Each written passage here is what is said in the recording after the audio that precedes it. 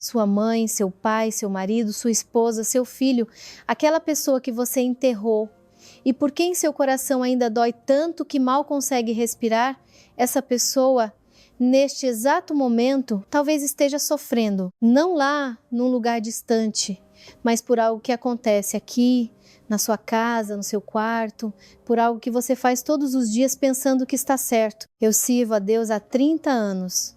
Por 3 décadas, pessoas vêm até mim depois de perderem alguém. E por muito tempo, eu me calei. Eu pensava, como dizer a uma mãe que ela com suas próprias mãos está ferindo a alma de seu filho que já se foi? Como dizer a uma viúva que ela mantém o marido preso num lugar de onde ele não consegue sair? Mas hoje eu vou falar, porque calar é um pecado e eu não quero mais carregar esse fardo. Meu nome é Padre Nicolai e o que vou compartilhar não é superstição, nem histórias de avó, nem invenções da internet. É o que os santos homens de fé nos ensinaram, o que está escrito nas Escrituras, o que vi com meus próprios olhos em minha igreja, em minha vida e na vida dos meus paroquianos. 4 coisas, apenas 4 coisas do dia a dia, que quase todos fazem. E uma delas é feita por 9 entre 10 pessoas. 9 entre 10. E nem desconfiam que a cada vez a alma da pessoa que elas amam fica mais e mais pesada. Mas antes de revelar essas 4 coisas, quero contar uma história. Ela me acompanha há muitos anos. Uma mulher veio me procurar, silenciosa, não muito jovem, com um lenço na cabeça. Acendeu uma vela, aproximou-se, os olhos vermelhos, as mãos tremendo. Ela disse: "Padre, eu estou matando meu filho." Eu, claro, fiquei perplexo. Perguntei: "Como assim, minha filha?" E ela respondeu: "Ele morreu há 3 anos, mas eu o mato todos os dias. Eu sinto isso. Ele me visita em sonhos e ele foge de mim. Antes ele vinha tranquilo, mas agora ele corre, como se eu estivesse fazendo algo terrível para ele." Naquele momento não entendi de imediato o que ela queria dizer. Comecei a perguntar o que ela fazia em casa, como passava os dias. E quando ela começou a contar, meu coração, meus queridos, se apertou, porque no seu entendimento, ela não fazia nada de errado, nada. Ela fazia o que toda mãe que perdeu um filho faz. O que parece normal, correto, até mesmo sagrado. Mas é exatamente isso. Enfim, esperem, eu voltarei a falar dessa mulher. Com certeza voltarei, porque a história dela é um espelho onde temo muitos de vocês olharão agora e verão a si mesmos. Por enquanto, vamos começar pelo início, pelo que acontece com a alma depois da morte. Porque sem isso, você não entenderá por que coisas comuns e habituais podem causar tanta dor. Quando uma pessoa morre, para nós é o fim. Silêncio, caixão, sepultura, terra. Mas para a alma, tudo está apenas começando. A alma está viva, ela sente, ela ouve. São Teófano, o recluso, escreveu que a alma, após se separar do corpo, não perde a capacidade de sentir. Pelo contrário, os sentidos se aguçam. Imagine só, tudo que em vida foi amortecido pelo corpo, pelo hábito, pela correria, agora é sentido em sua plenitude. Cada oração, cada palavra, cada lágrima dita em memória do falecido, a alma sente. E aqui surge uma pergunta em que poucos pensam. Será que tudo o que fazemos pelos que partiram realmente os beneficia? Costumamos pensar assim: eu amo, então faço bem. Eu choro, então me lembro. Eu sofro, então sou uma esposa fiel, um bom filho, uma mãe amorosa. Mas, meus queridos, o amor nem sempre é o que nos parece amor. Às vezes, nosso amor é uma corrente, e com essa corrente prendemos a alma à terra. Aqui está a primeira coisa, a primeira das 4. O choro inconsolável, o pranto descontrolado, o lamento dia após dia, semana após semana, mês após mês. Oh, por que você me deixou? Oh, por quem você me abandonou? Como vou viver sem você? Eu não quero viver. Agora, alguém de vocês deve estar pensando: o que há de errado nisso? A pessoa está de luto. É natural. É normal chorar por quem se ama. Sim, chorar é normal. Lamentar é normal. As lágrimas são um dom de Deus. Elas purificam o coração. O próprio Senhor nosso Jesus Cristo chorou quando soube da morte de Lázaro. Isso está no Evangelho de João, capítulo 11. Deus não nos proíbe de chorar, mas, e este mas é muito importante, existe o choro e existe o desespero. Existem lágrimas de amor e existem lágrimas de murmuração. O livro da sabedoria de Jesus, filho de Siraque, capítulo 38, diz claramente: dê lugar à tristeza, mas não deixe que a tristeza o domine, pois da tristeza vem a morte. Vocês ouviram? Não deixe que a tristeza o domine. E o que fazemos? Não apenas damos lugar a ela, nós nos deitamos diante dela. Nós nos entregamos a ela por completo. São João Crisóstomo disse, e eu frequentemente me lembro dessas palavras, porque elas são precisas como uma faca, que o choro inconsolável pelo falecido é uma expressão de descrença na vida eterna. Entendem? Não é amor, é descrença. Quando choramos como se a pessoa tivesse desaparecido para sempre, estamos dizendo a Deus: eu não creio que você o recebeu, eu não creio que ele esteja vivo, eu não creio na ressurreição. E a alma ouve isso. A alma que já está lá, que já vê a luz, que já começa a sua jornada, ela ouve vocês gritarem. E não consegue partir. Ela está amarrada à sua dor como a uma âncora. Vocês aprendem aqui com seu choro, seu desespero, sua recusa em soltar. Lembram-se daquela mulher, a mãe que veio me procurar? Era isso que ela fazia. Toda noite ela se sentava no quarto do filho. Toda noite pegava a camisa dele, apertava contra o rosto e chorava por horas. 3 anos, meus queridos, 1000 dias. E cada vez ela dizia: meu filho, volte, volte para mim. Sem você não há vida para mim. Ela não orava por ele, ela o chamava de volta. Sentem a diferença? Não se dirigia a Deus, mas a ele. Não, Senhor, dai-lhe o descanso eterno, mas volte para mim. E a alma do filho se debatia. Ela não podia estar lá, porque a mãe não a libertava e não podia estar aqui porque o corpo já não existia. Entre o céu e a terra por 3 anos. Quando expliquei isso a ela, ela ficou em silêncio por um longo tempo e depois perguntou apenas uma coisa: Padre, ainda posso consertar isso? E, sabem, havia tanta dor e tanta esperança nessa pergunta ao mesmo tempo que eu mesmo quase chorei. Poderia ela consertar? A isso ainda chegaremos, com certeza, mas por enquanto, lembrem-se, chorar não é orar. Desespero não é amor. E se você se reconheceu um pouco que seja, não se culpe. Você não sabia, ninguém te disse, mas agora você sabe. E o que vem a seguir é ainda mais importante, porque a segunda coisa sobre a qual preciso falar é mais sutil, mais difícil de notar. E ela está ligada ao que existe em quase toda casa onde alguém morreu, ao que nos acostumamos e não percebemos. E deveríamos. Sabem, depois de eu ter falado sobre o choro inconsolável, alguém agora provavelmente pensou: bem, eu não choro tanto assim. Talvez tenha chorado nos primeiros meses, mas depois parei. Então isso não se aplica a mim. E talvez você esteja certo ou talvez não, porque a segunda coisa é mais astuta. Ela se disfarça de cuidado, de lealdade, de estou mantendo a memória, e as pessoas fazem isso por anos, décadas, e até se orgulham disso. E a alma? Mas primeiro prometi contar histórias da vida, do que passa pelas minhas mãos. Então, ouçam. Eu tinha uma paroquiana, Vera Ivanovna. O filho dela, Alexei, morreu. Ele era militar. Morreu jovem, não chegou a se casar, nem a ter filhos. A dor era indescritível. Vera Ivanovna se fechou depois do funeral. Não que chorasse em público, não. Ela se segurava. Mas ela fez outra coisa. Ela transformou o quarto dele em, eu nem sei como chamar, em um museu, em um altar. A cama dele estava arrumada, do jeito que ele deixou. O uniforme dele pendurado no armário, passado.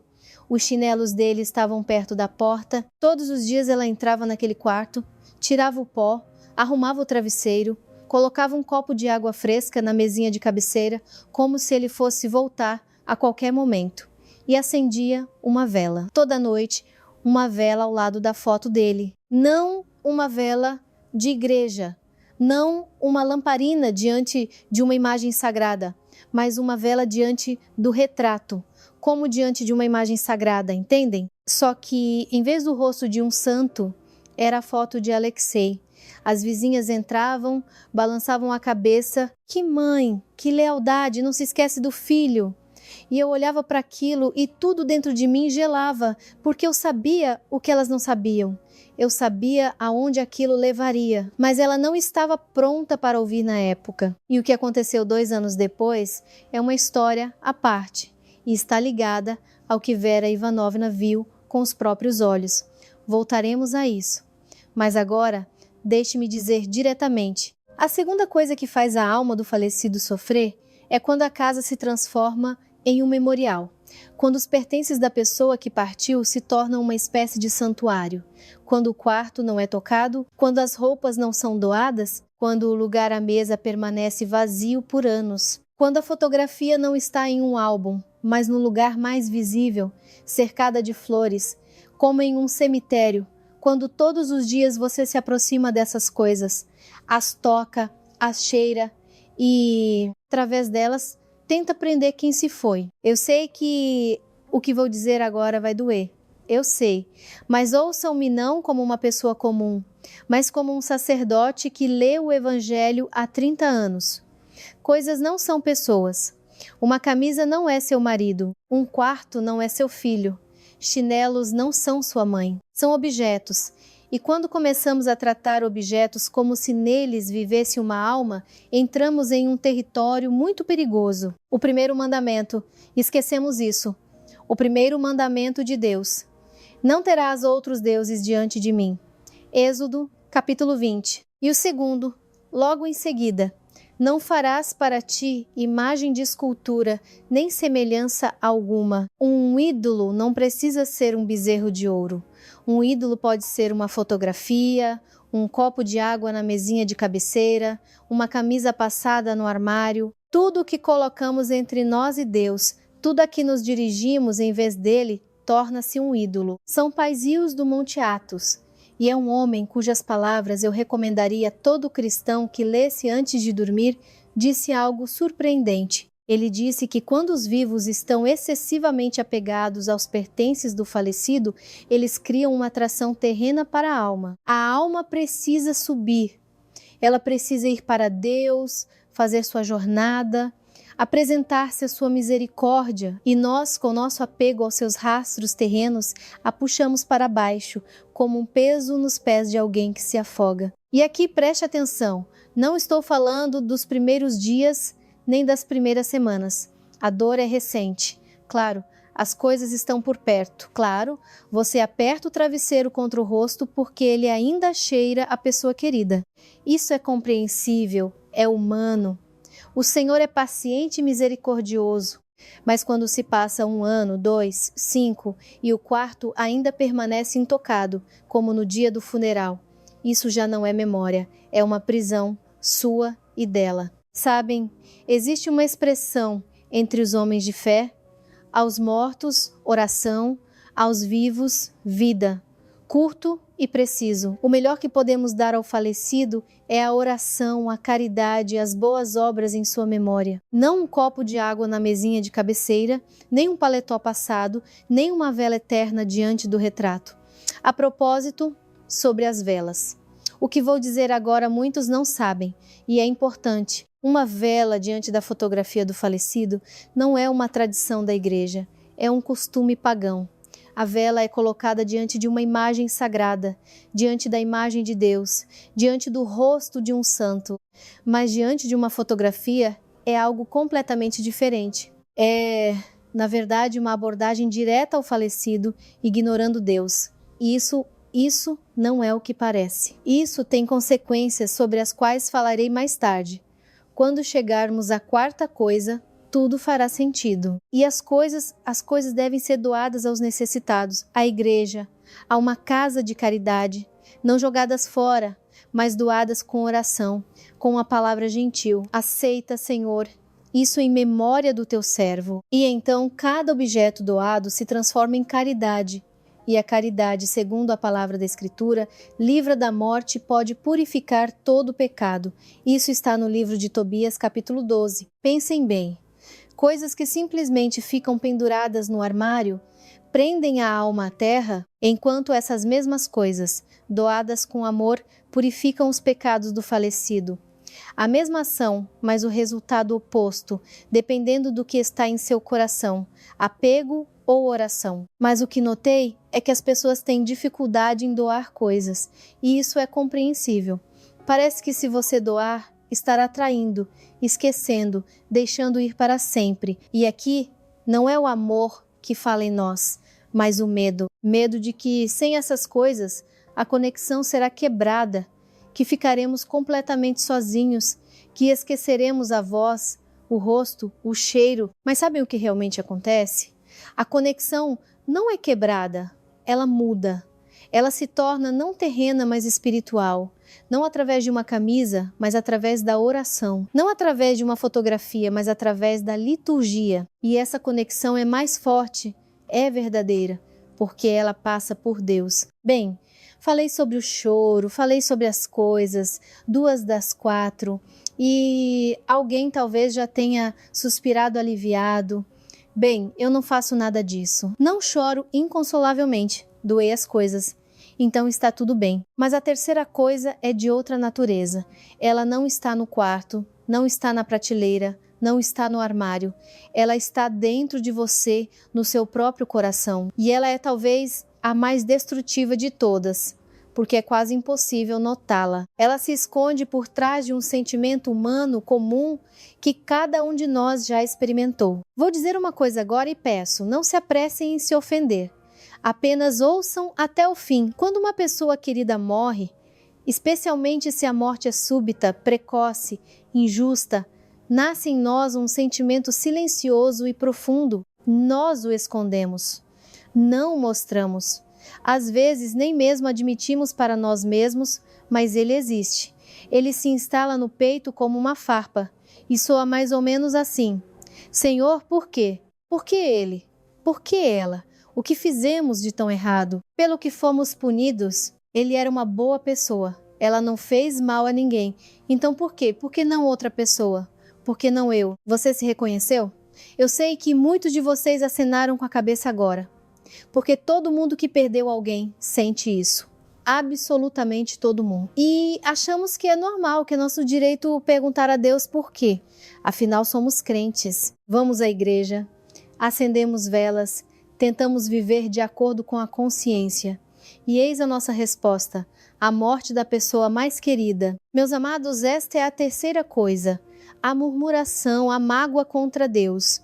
Não abertamente, nem com punhos cerrados para o céu, não. Silenciosa, educada, escondida atrás das palavras. Mas por que, Senhor? Mas isso não a torna menos destrutiva? E talvez até mais. Lembrem-se de Jó. O livro de Jó é um dos mais difíceis e profundos livros do Antigo Testamento. Um homem justo, temente a Deus, perdeu tudo. Todos os filhos, um após o outro, seus bens, sua saúde, seu corpo se cobriu de feridas, ele se sentou nas cinzas. E sua esposa, a esposa que também perdeu tudo, disse-lhe: amaldiçoa a Deus e morre. Assim, diretamente, amaldiçoa a Deus e tudo isso acabará. E o que Jó fez? Ele disse: o Senhor deu e o Senhor tirou. Bendito seja o nome do Senhor. Capítulo 1, versículo 21. Ele não amaldiçoou, ele murmurou. Sim, ele perguntou, ele sofreu, ele gritou de dor, mas não se desviou. Ele não disse: estou ofendido contigo e não creio mais. Agora pensem, Jó perdeu todos os filhos, todos, e não amaldiçoou a Deus. E nós perdemos uma pessoa, e dentro de nós começa algo que nem conseguimos nomear. Não é uma pergunta, é uma acusação. Tu és culpado, Senhor. Tu poderias ter salvado e não salvaste. Tu poderias ter protegido e não protegeste. Não dizemos isso em voz alta, mas Deus não ouve palavras, Ele ouve o coração. E eis o que acontece com a alma do falecido quando murmuramos. São Efrém da Síria, um dos maiores mestres da igreja, escreveu que a alma após a morte passa por um julgamento, por provações. E em cada provação ela é questionada, ela é examinada. Não é um julgamento no nosso sentido terreno, é um encontro da alma com seus pecados, com sua verdade. E nesse caminho difícil e delicado, a alma é ajudada por uma coisa: as orações dos vivos. Orações, caridade, boas obras. Elas são como uma luz que ilumina o caminho, como uma mão que ampara. E a murmuração faz o contrário. A murmuração dos vivos pesa sobre a alma do falecido como escuridão. Imaginem, a alma caminha sobre uma ponte estreita e embaixo um abismo. E em vez de ouvir, Senhor, tem piedade do teu servo, ela ouve. Por que, Senhor, isso é injusto? E esse grito não a ajuda. Ele a derruba. Ele lhe diz: lá na terra, por sua causa, as pessoas se afastaram de Deus. Por causa de sua morte, seus entes queridos perderam a fé. Vocês entendem o peso que isso tem para a alma? Que fardo é esse?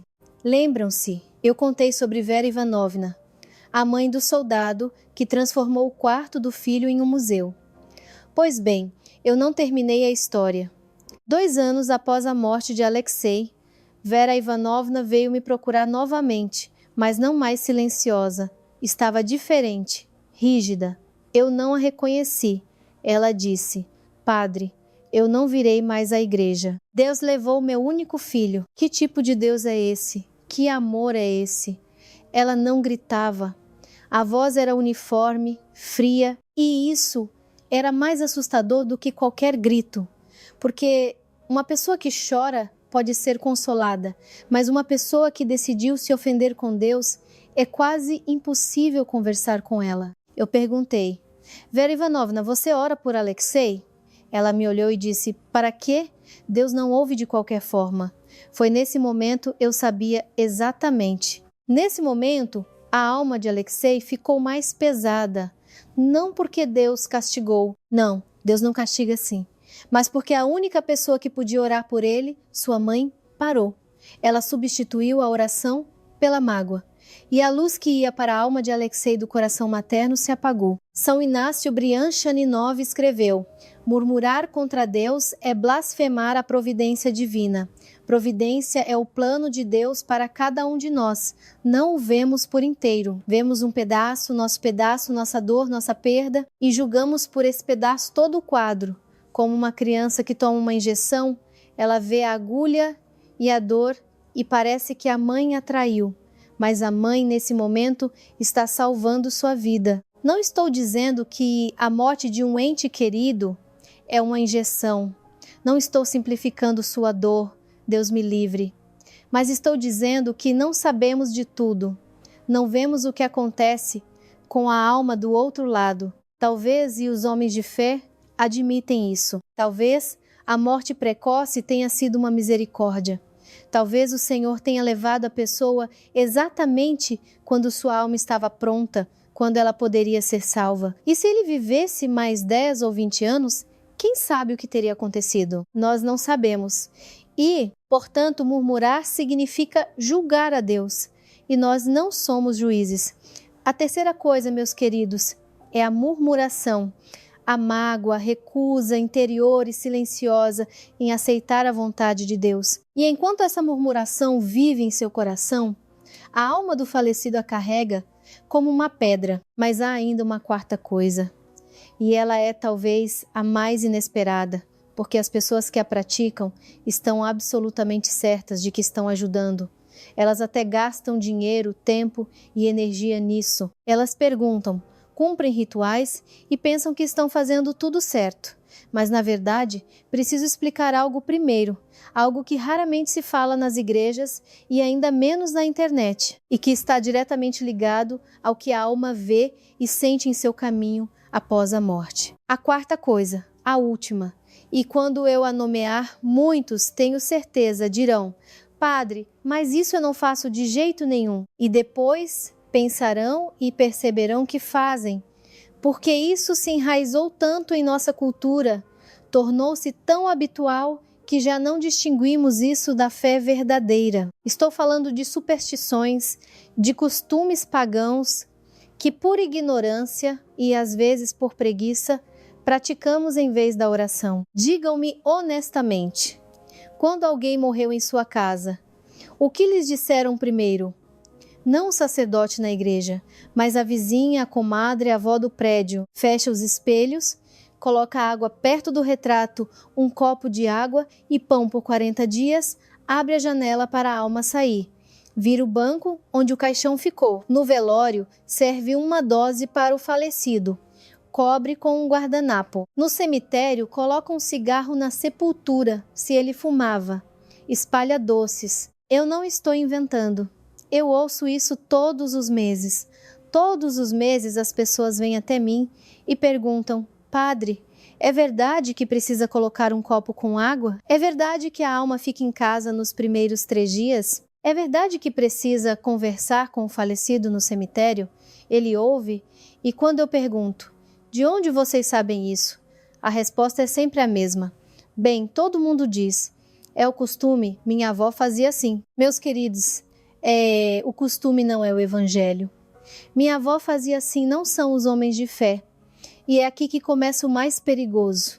Superstição vem da palavra fé vã, fé no vazio, fé no que não existe. E quando praticamos um rito pagão, em vez de uma oração cristã, não apenas perdemos tempo, mas nos dirigimos ao lugar errado, não a Deus, mas ao nada.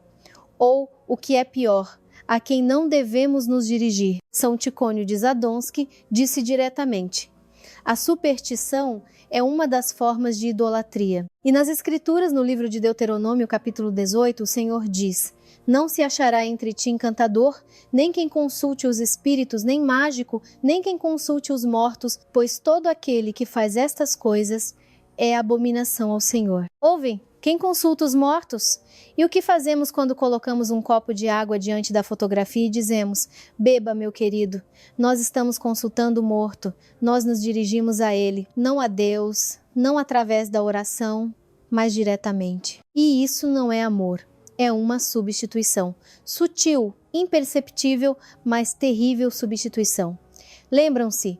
Falei sobre a vela diante do retrato de Vera Ivanovna? Eu disse então que não era uma tradição da igreja. Pois bem, é exatamente disso que estou falando agora. Uma vela diante de uma imagem sagrada é uma oração a Deus. Uma vela diante de um retrato é um apelo ao falecido. A diferença é como entre o céu e a terra. Um salva a alma, o outro aprende a este mundo ainda mais firmemente. Porque a alma ouve seu chamado e, em vez de ir para a luz, vira-se para trás, para sua voz, para seu copo de água, para sua vela. E cada vez que ela se vira, ela perde tempo, perde força, perde a oportunidade de estar mais perto do Senhor. Então, o que realmente ajuda? Se não o copo, nem a vela diante da foto, nem os espelhos fechados. O que ajuda? O saltério. Eis o que ajuda. A leitura do saltério pelo falecido é um dos meios mais poderosos e eficazes de auxílio à alma. São Serafim de Sarov disse que a leitura do saltério suaviza o destino póstumo da alma. Não são apenas palavras, é a experiência da igreja de 2000 anos. O saltério é lido dia e noite por cáfizimas ao dia, e a alma sente isso, como um gole de água no deserto, como uma luz na escuridão, a liturgia. Encomendar a comemoração na proscomédia, quando o sacerdote retira uma partícula da prótese pelo falecido e depois a mergulha no cálice com o sangue de Cristo com as palavras: lava, Senhor, os pecados dos aqui comemorados. Isso é o mais forte que a igreja pode fazer pelo falecido. Não há nada mais forte na terra do que isso, porque não é nossa força, é a força do sacrifício de Cristo. Orações e missas pelos mortos, a oração em casa, de manhã e à noite, simples, vinda do coração. Senhor, dai descanso à alma do vosso servo que adormeceu e perdoai-lhe toda transgressão voluntária e involuntária e concedei-lhe o reino dos céus. Não um copo de água, mas essas palavras, não pão na janela, mas essa oração. É isso que muda tudo. E a caridade. Bem-aventurados os misericordiosos, porque eles alcançarão misericórdia. Evangelho de Mateus, capítulo 5. Dê algo a quem precisa e diga em silêncio: Senhor, Aceita isto em memória do vosso servo, e diga o nome. Isso chegará, e isso a alma sentirá. E doces na sepultura, não. Um copo de bebida, nas cerimônias, não. 4 coisas. O choro inconsolável, o culto aos pertences do falecido, a murmuração contra Deus e a superstição em vez da oração. Eis o que causa sofrimento às almas daqueles que amamos, e eis o que podemos mudar agora mesmo, hoje. Mas eu sinto que o coração de alguém agora se aperta, não de alívio não, mas de horror, porque você se reconheceu, você percebeu que fez isso talvez por anos, e agora, na cabeça, uma única pergunta: será que ainda dá para consertar? Ou é tarde demais? Se passaram 5, 10, 20 anos, se durante todo esse tempo eu chorei, guardei coisas, murmurei, coloquei copos de água, será que acabou? Será que já causei um dano irreparável? Não, não é tarde. Ouça-me, não é tarde. Eu começo com isso de propósito porque sei que alguém de vocês já está pronto para fechar este vídeo. Não porque não seja interessante, mas porque dói. Porque o sentimento de culpa é sufocante. Ele nos cobre como uma onda e parece que você afundou e não vai mais emergir. Mas eis a verdade que um dia me trouxe alívio e eu rogo a Deus para que também o traga a você. Cheira, Deus é mais misericordioso do que podemos imaginar. Nós o medimos por nossas próprias medidas humanamente. Ofendeu? Então é o fim. Atrasou? Então acabou. Mas Deus não é humano. Ele não tem prazos, não tem prazo de validade, não tem mágoa, há apenas amor. E enquanto você estiver vivo, e você está vivo, você ouve minha voz, você tem a oportunidade de ajudar. Lembro-me de uma história. Eu ali no Potarique, uma coleção de histórias sobre homens de fé, uma mulher veio até um homem sábio e disse: Aba, meu marido morreu há 20 anos, e durante todos esses 20 anos, eu amaldiçoei o dia em que Deus o levou. Eu não orei, eu me ofendi, eu odiei a Deus por isso. E agora estou velha. Logo morrerei e não tenho medo por mim, mas por ele. O que eu fiz com ele? O que aconteceu com a alma dele por causa da minha raiva? E o homem sábio respondeu a ela. Mas o que ele respondeu eu direi um pouco mais tarde, porque primeiro preciso que vocês entendam uma coisa profundamente. Não com a cabeça, mas com o coração. A alma, após a morte, não está no vazio, não está em lugar nenhum. Ela está em um caminho. Ela está indo para Deus. E esse caminho é difícil. A tradição da igreja nos fala das provações, daqueles testes pelos quais cada alma passa. Não são torturas nem punições. É mais um encontro com a verdade, com toda a verdade sobre si mesma, com cada pecado, com cada ato, com cada palavra. E em cada etapa, em cada provação, são apresentadas à alma suas próprias obras e ela deve passar com a ajuda de suas virtudes, de seu arrependimento e com a ajuda das orações dos vivos. É por isso que a igreja estabeleceu a comemoração no 3º, 9º e 40º dia. Não é apenas uma tradição, é uma ajuda. Ajuda concreta, real, eficaz. No 3º dia, segundo a tradição, a alma deixa a terra. No 9º, mostram-lhe as moradas do paraíso. No 40º, ela se apresenta diante de Deus. E em cada um desses momentos, ela precisa de sua oração, não de suas lágrimas, não de seu copo de água, mas de sua oração. Mas e se os 40 dias já se foram há muito tempo? E se anos se passaram? A igreja diz inequivocamente: devemos orar pelos falecidos sempre, até o último dia de sua própria vida, porque para Deus não há mortos, para Ele todos estão vivos. Deus não é Deus dos mortos, mas dos vivos, pois para Ele todos vivem. Evangelho de Lucas, capítulo 20. A alma do seu marido, da sua mãe, do seu filho, ela está viva e ela espera sua ajuda. Eis o que você precisa fazer, não amanhã, mas hoje. Primeiro, arrependa-se. Se você murmurou, se ofendeu com Deus, venha à igreja, confesse, diga ao sacerdote: Padre, eu murmurei contra Deus pela morte de um ente querido. Eu me ofendi, eu perdi a fé. Não é vergonha, é honestidade. E Deus espera essa honestidade de você. Segundo, comece a orar todos os dias, de manhã ou à noite, quando puder. Abra um livro de orações, encontre uma oração pelos falecidos ou simplesmente diga com suas próprias palavras: Senhor Jesus Cristo, Filho de Deus, tem piedade da alma do teu servo, diga o nome. Perdoa-lhe todos os pecados voluntários e involuntários e concede-lhe o reino dos céus. Diga isso todos os dias com fé, com amor, não com desespero, mas com esperança. Terceiro, encomende na igreja uma oração pelos mortos e uma missa pelos falecidos. Peça para incluir o nome na liturgia. Isso custa pouco, mas seu valor diante de Deus é imensurável. Quando o sacerdote recorda o nome do falecido na proscomédia, uma partícula da prótese, retirada pela alma dele, é então imersa no cálice com o sangue de Cristo. Isso significa que o próprio Cristo lava os pecados dessa pessoa. Você entende o poder dessa ação? Quarto, caridade.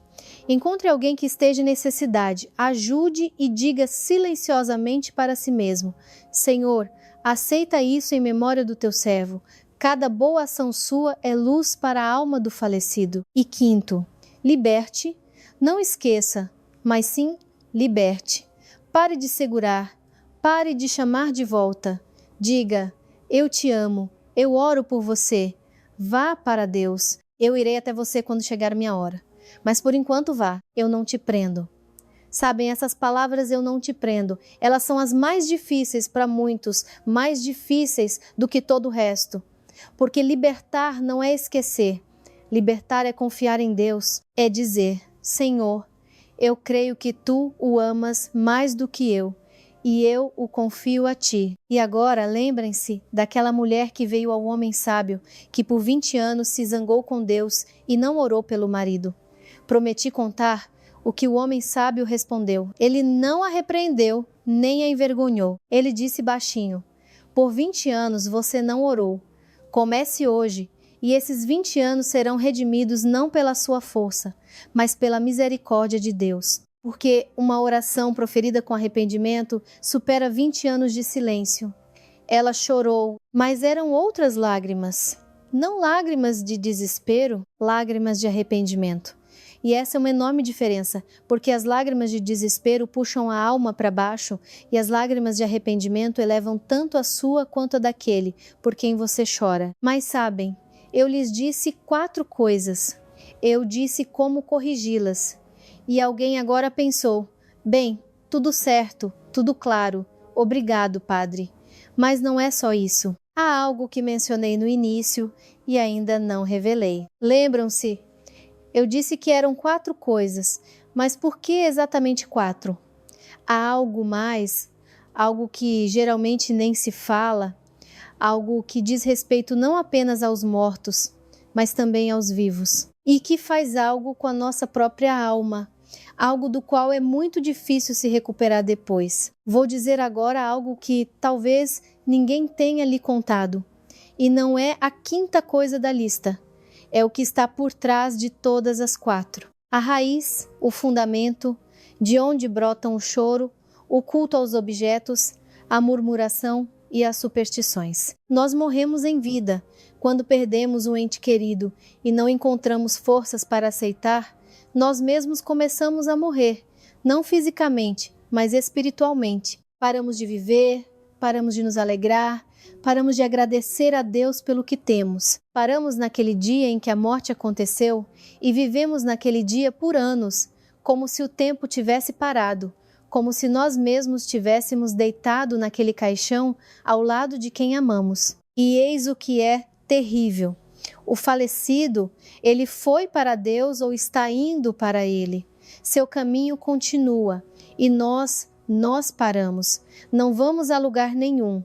Estamos presos. E ao mesmo tempo, prendemos a nós, sua alma, com nossa dor, com nossas coisas, com nossa murmuração, com nossas superstições. O resultado é um quadro monstruoso. Ficamos parados e seguramos aquele que deveria seguir. Estamos mortos em vida e não damos descanso a quem está morto na carne, mas vivo no espírito. O apóstolo Paulo escreveu aos Tessalonicenses: Não quero, porém, irmãos, que sejais ignorantes acerca dos que já dormem, para que não vos entristeçais como os demais que não têm esperança. Primeira Epístola, capítulo 4. Ouvem os que não têm esperança. É isso que distingue o cristão do pagão.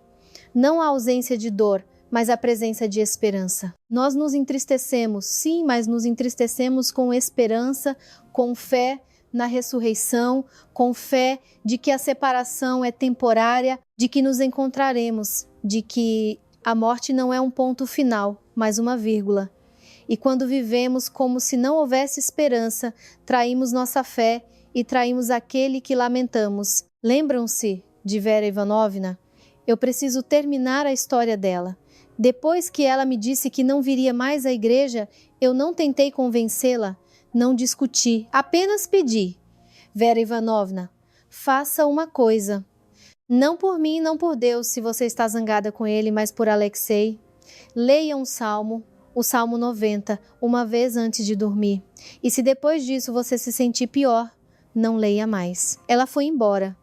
Pensei que não voltaria. Passaram-se 2 meses, 3. E um dia, durante o serviço dominical, a liturgia, eu levanto os olhos do cálice e vejo. Lá estava Vera Ivanovna na igreja, com seu lenço, chorando, mas de uma forma diferente, não como antes, não de raiva, nem de desespero, mas em silêncio, luminosamente. Depois do serviço, ela se aproximou de mim e disse: Padre, ele me visitou em sonho. Alexei, pela primeira vez em 2 anos, estava de branco, sorrindo, e disse: Mãe, estou aquecido. Finalmente estou aquecido. Ainda me lembro disso, e um nó se forma na minha garganta. Finalmente estou aquecido.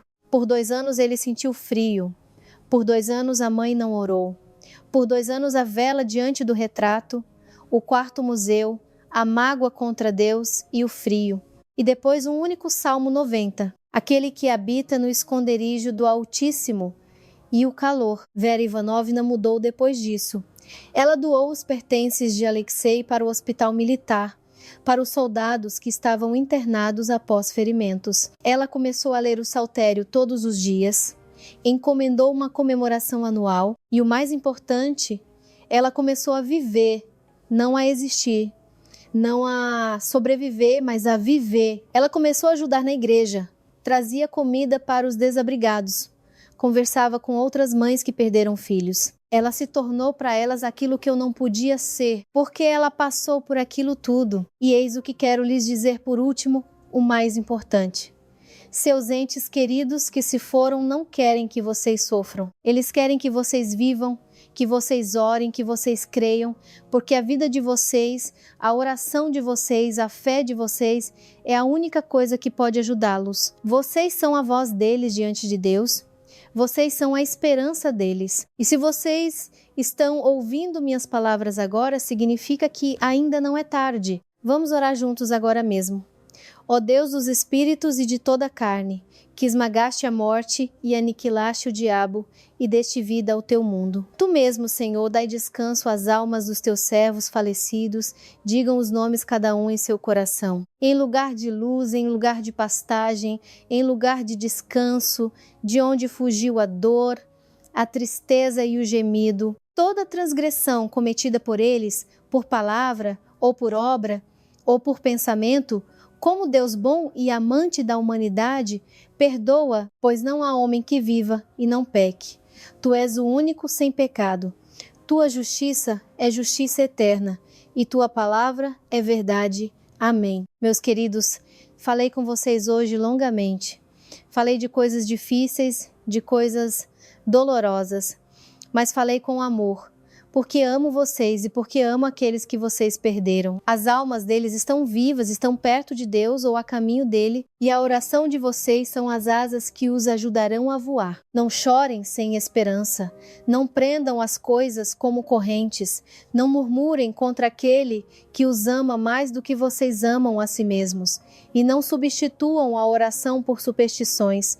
Façam o que realmente ajuda. Orem, deem esmolas, leiam o saltério, vivam para a glória de Deus e em memória daqueles que partiram antes de nós.